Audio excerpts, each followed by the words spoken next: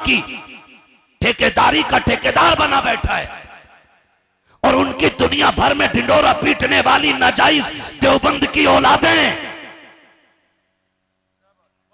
Najd की बदमाश औलादें जो कहते हैं अगर हक पे न होते तो काबे की चाबी उनके पास क्यों होती। मेरा चैलेंज है उन्हें, साबित करो मेरे हुजूर का मदीना शरीफ। अभी दिलदार भाई वगैरह उमरा करके आए, उन्होंने मुझे बताया ये लोग कुत्ते खबीस मस्जिद नबी के सामने ये वहीं से थोड़ा सा आगे बढ़ के पिक्चर हॉल बना रहे हैं। और अभी यहूदियों के किसी जनरल ने कहा है कि सऊदी अरबिया हमारी मुट्ठी में है, और ये सच है क्योंकि ये अमरीकी दलाल हैं, यहूद की नाजायज औलादें हैं। ये जितने भी आले सऊद हैं ये सारे की इब्नुल यहूद हैं। हाँ, वरना मदीना हुजूर का वो शहर है, जानते हो, जिसे मेरे हुसैन ने सिर्फ इसलिए छोड़ दिया था कि यहां खून का कतरा ना गिरे, इसलिए नवासे ने नाना का शहर छोड़ दिया, वरना किसी की मां ने दूध नहीं पिलाया था। हजरत अब्दुल्ला इब्ने उमर ने कहा था हुसैन अगर आप कहो तो अगर उसके साथ 22,000 है, तुम्हारे साथ लाखों तलवारें होंगी, मदीना छोड़ के ना जाइए। तो मेरे इमाम ने कहा था छोड़ के न जाता अगर इस शहर के हुर्मत का एहतराम का ख्याल अगर ना होता, इसलिए छोड़ रहा हूं ताकि मेरे नबी के शहर में खून का कतरा ना गिरे। और ये जो आले यहूद बैठी है सऊद बन करके, तुम्हें क्या लगता ये तुर्कों से छीन लेते? औकात थी इनकी, चुटकियों में मसल देते तुर्की ने, चुटकियों में। फिर इन्हें हरम क्यों दिया? क्योंकि ये वहां पे खून बहाने पे आमादा थे, और तुर्क मदीने और मक्के का एहतराम करने वाली कौम है। इसलिए कहा था खून बहाने से बेहतर है लो हम मदीना छोड़ के जा रहे हैं। रोना आता आज उम्मत की किस्मत पे, रोना आता है मुझे। सोचता हूं कि हुजूर पे मजार में क्या गुजरी होगी जब यहूदियों ने बैतुल मुकद्दस के ताले फिर से तोड़े होंगे। सलाहुद्दीन अय्यूबी की रूह तड़प गई होगी जब इन कमीनों ने जाकर के उसमें अपने मजहब के मुताबिक इबादत की होगी। मर गई गैरत। आपसे भी एक सवाल है मेरा, हम फिलिस्तीन फिलिस्तीन फिलिस्तीन की मदद गाते रहे, लेकिन उनके लिए क्या किया? क्या किया उनके लिए? आप कहेंगे हम कुछ नहीं कर सकते, बिल्कुल ठीक है, कुछ नहीं कर सकते, उनकी मदद नहीं कर सकते, वहां जा नहीं सकते, मगर फिर इतना तो कर सकते हैं कि उनके लिए हाथ उठा के दुआएं कर सकते थे। सच बताना कितने लोगों ने तहज्जुद में उठने की आदत इसलिए बनाई है कि हम आज रात को उठ के फिलिस्तीन के लिए दुआ करेंगे। कोई नहीं उठा हम में से। थोड़ी देर चैटिंग की, वीडियो देखी, कुछ आंसू आ गए, थोड़ी सी बात कर दी, थोड़ा सा कमेंट कर दिया, बस हो गए मुसलमान। हमने इतना किरदार अदा किया। मैं पूछना चाहता हूं, हम एक तरफ तो कहते हैं हम फिलिस्तीन के हक में हैं और दूसरी तरफ हम इजराइल के प्रोडक्ट यूज करते। बताओ किले किसका पानी? इजराइल का। मैं कहता हूं उसके भरी हुई बोतलों से बेहतर है किसी नाली का बहता हुआ पानी पी लो, इसलिए कि उसमें निजासत मिली होगी, किसी मजलूम के खून का असर नहीं होगा।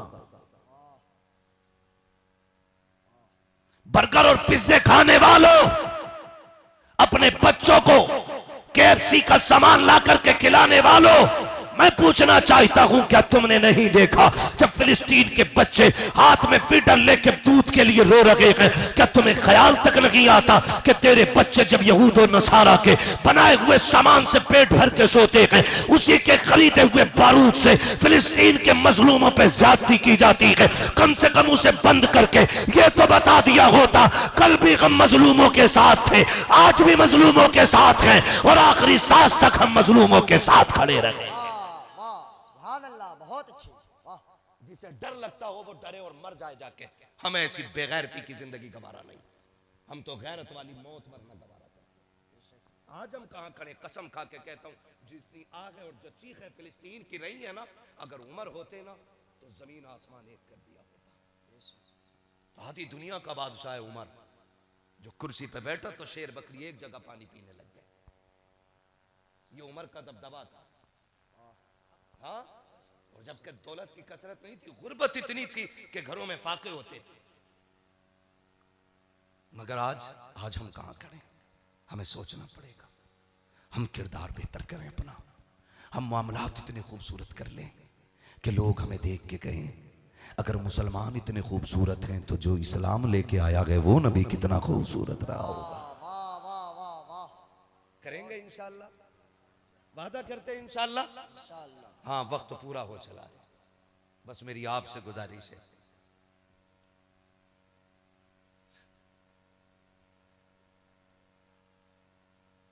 भाई मैं आपसे कहना चाहता हूं, आपके पास बहुत टाइम है, लेकिन अच्छा होगा कि अगर आइंदा कभी जलसे होना तो कम वक्त में जलसे मुकम्मल कर लिया करें। मैं भाई से कह रहा था बैठा हुआ, मैंने कमेटी वालों से कहा था ज़रूरी यह है कि जलसे ऐसे वक्त में ख़त्म करें कि नमाजी को फजर की नमाज भी मिल जाए और मजदूर को सुबह की मजदूरी भी मिल जाए। ज़रूरी नहीं है 4 बजे तक चलेगा जलसा मकबूल होगा। एक बंदे का भी दिल बदल गया ना तो समझ लेना जलसा करना भी कामयाब और जलसा कराना भी कामयाब है। ठीक है ना, इंशाअल्लाह उम्मीद की जाती है आइंदा।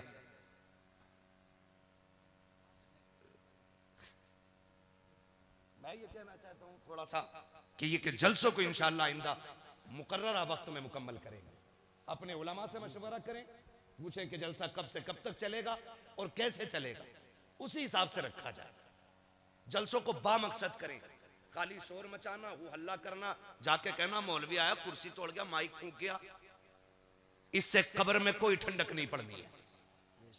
नहीं साहब, यही मसला है। हाँ, इससे कोई नतीजा नहीं। नात सुनो अदब के साथ, और ऐसे अदब से कि नात यहां हो रही हो दिल गुंबदे खजरा का तवाफ कर रहा हो। हाँ, वो छतरी ऐसे खुलती है कि जैसे पर फरिश्तों के, फिर उसके साये में इफ्तार करना याद आता है। मगर सुनो ना इसको, फिर दिल से सुनो। ये नहीं कि इस पे ठुमका लगाना है, इस पे डांस करना है, फिर दिल छतरियों के ही आसपास होना चाहिए, फिर मंजर वही होना चाहिए।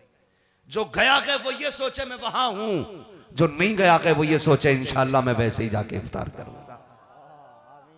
ऐसे बदले अपने आप को। इस्लाम आया तो तब्दीली आती चली, बेटियों को उनका हक मिला। झूठ बोलते हैं जो कहते हैं इस्लाम आतंकवाद टेररिज्म को बढ़ावा देता है। जो जिहाद की बातें लोगों ने कुरान की आयतों के हवाले से की है ना, उसको भी लोगों ने सही से नहीं समझा है।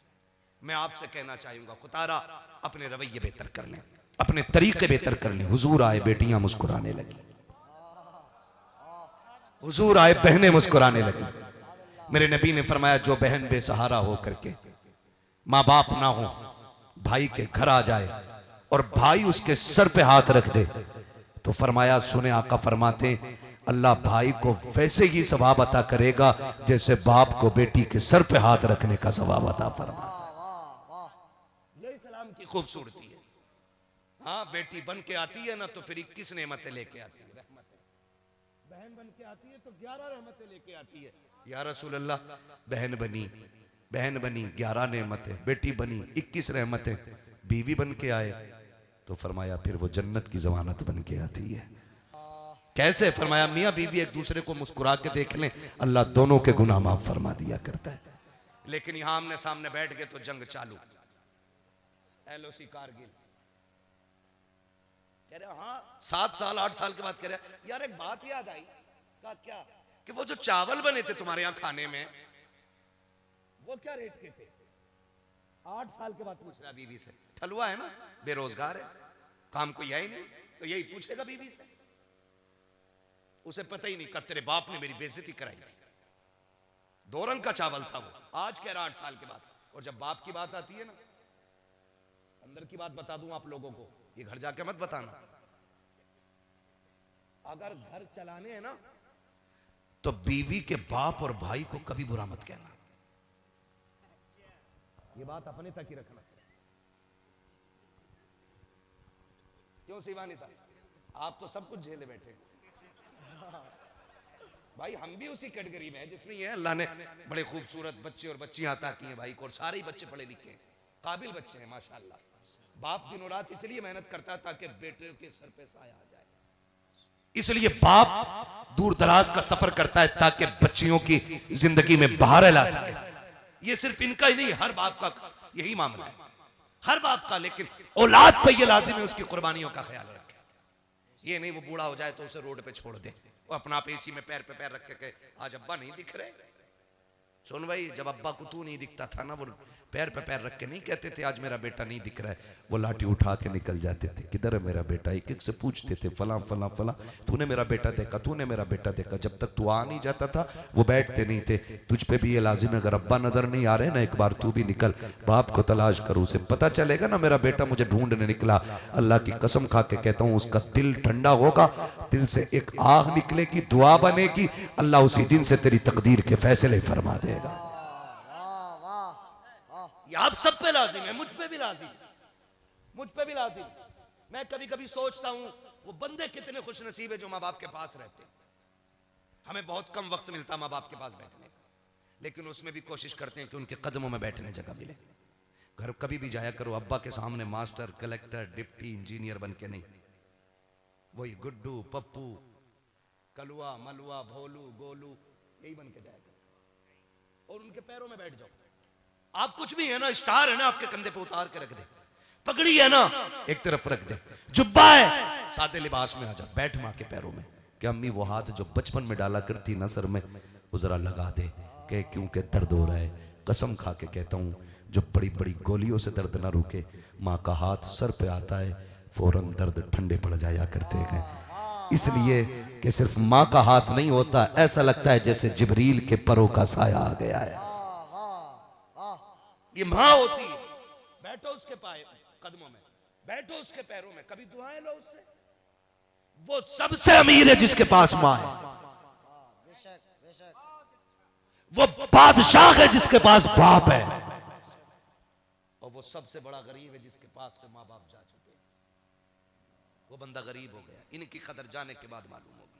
आज है तो नहीं कदर है ना, आज है तो कदर नहीं है, कल जब ये चले जाएंगे ना तब पता चलेगा। जानते हो जब हिजरत की मेरे नबी ने, हिजरत रोते हुए मक्का शरीफ छोड़ा था, मुड़ मुड़ के हुजूर हरम काबा को देख रहे थे, और जाते जाते अबू बकर के कान में कहा था, यार अबू बकर उस रास्ते से चलेंगे जिस रास्ते पे मेरी माँ की कब्र पड़ती है। ये माँ होती है, मेरा नबी हिजरत कर रहा है, हिजरत कर रहा, अबू बकर उस रास्ते से चलना है जिस पे मेरी माँ की कब्र पड़ती है। अबू बकर सिद्दीक कहते मैं हुजूर के साथ था, हुजूर माँ की कब्र पे आए, कहते अजीब मंजर था, सरकार माँ की कब्र पे बैठे रोने लग गए और अबू बकर सिद्दीक कहते हुजूर ने ना यूं अम्मी की कब्र पे हाथ रखा और ऐसे हाथ फेरते जाते, खुदा की कसम कायनात मेरे नबी की मिसल नहीं बन सकती है, मेरी औकात क्या कि मैं मिसाल दे सकूं। तकरीब फहम के लिए मैंने हाथ हिलाया है, हुजूर माँ की कब्र पे हाथ फेरते जा रहे हैं, अबू बकर रोते जा रहे हैं, सरकार ने माँ के लिए हाथ उठाए हैं। अल्लाह अकबर, पैगंबर, मुसीबत के दिन है, अय्याम है ऐसे जिनमें इम्तिहान की घड़ियां सख्त चल रही हैं, सरकार माँ की कब्र अनवर पड़ जाते हैं। आज भी मैं कहता हूं यार माँ है तो कदर कर लो, वरना तुम देखो उन बेटों को जो दुबई सऊदी अरबिया चले जाते हैं, माँ दुनिया छोड़ के चली जाती है, जब लाखों का बैलेंस लेके वो विदेश से पलटते हैं, दूसरे मुल्क से बेहिसाब दौलत लेके आते हैं। मैंने आज तक किसी बेटे को तोड़ के इसी के कमरे में जाते नहीं देखा है, मैंने बड़े बड़े पैसों को रोते हुए कब्रिस्तान की तरफ जाते देखा है। जा पूछ कलाई पकड़ के, तू तो 10 साल में लौटा है, तेरे पास दुबई की करेंसी है, तेरे पास सऊदिया की करेंसी है, तेरे पास अदर कंट्री की यूएसए की दौलत है, रो क्यों रहा है? वो कहता है ये सब कुछ है मगर मां नकी है तो गरीब लग रहा हो, मां नकी है तो तनखा लग रहा हो।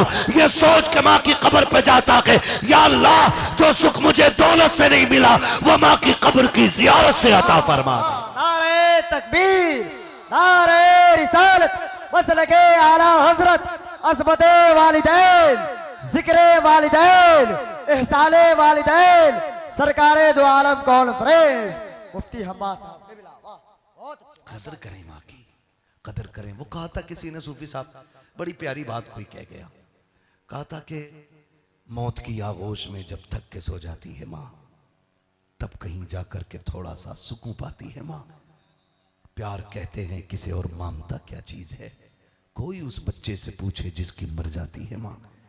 क्या पता माँ क्या है, आज है तो कदर नहीं। कर लो मेरे लाल, कदर कर लो मेरे भाई, मेरे बुजुर्गों, कदर कर लो, वरना कसम खा के कहता हूँ, ईद के दिन देखो, ईद के दिन जिनकी माएँ नहीं होती वो 2 रकात पढ़ के घर नहीं आते, कब्रिस्तान जाते हैं।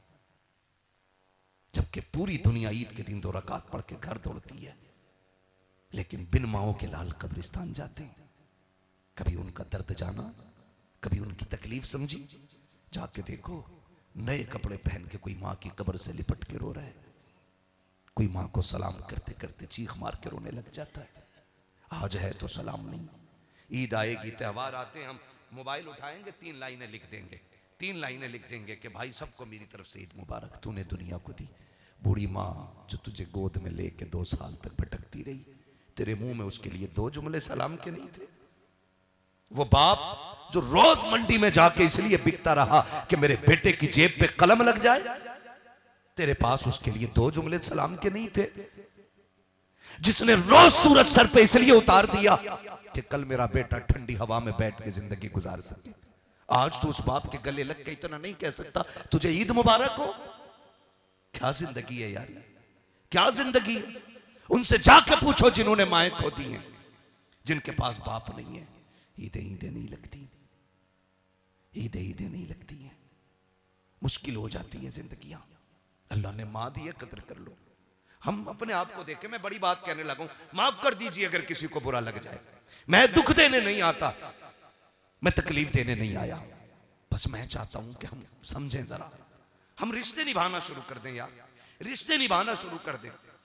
मुझे जो माँ को 500 नहीं बल्कि 50 रुपए का दुपट्टा खरीद के ना दे और काबे का पूरा गिलाफ बनवा के लटकवा दे और करोड़ों और अरबों रुपए का, रब को तुम्हारे ऐसे गिलाफ की कोई जरूरत नहीं है। उसके लिए माँ का वो 70 रुपए का दुपट्टा बड़ा पसंद है, वो लेके जाओ ना कभी माँ के पास। आज नहीं उसके लिए हम बाजार से 5 किलो का थैला लेके आए। कितने किलो का? 5 किलो का थैला। ऑटो ना मिले, बाइक ना हो, घर में आके थैला फेंक के गुस्सा बीवी पे उतार के कहते पानी लाओ, देखती नहीं थक गया हूं मैं,